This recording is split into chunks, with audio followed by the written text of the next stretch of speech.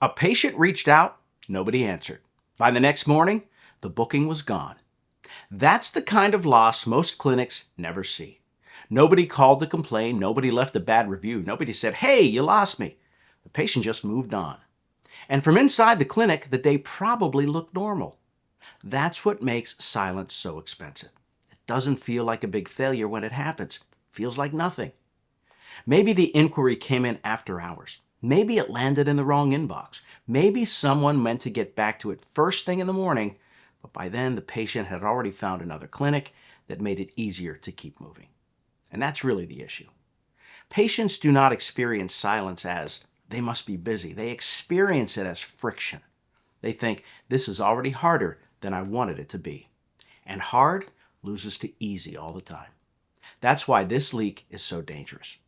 The clinic never even gets a real chance to win the booking because the conversation never starts. The patient reaches out with intent. Then nothing happens. Then the moment passes. And once that moment passes, it is very hard to get it back. What makes this worse is that most teams are not ignoring people on purpose. They care. They are busy.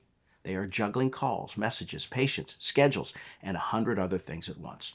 But the patient does not see any of that. They only see whether the clinic responded or didn't. That's the standard. And if the answer is no, even for a few hours too long, the booking can disappear before anyone on the team even knows it was there. That is the silence leak. Here at Algoricum, we close that gap by responding right away, keeping the conversation moving, and making sure an inquiry does not sit long enough to die. Because a patient who reached out is not random traffic. They were interested, and silence is often what sends that interest somewhere else.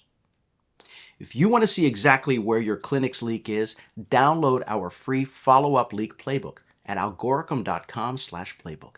It takes 2 minutes and shows you what to fix first.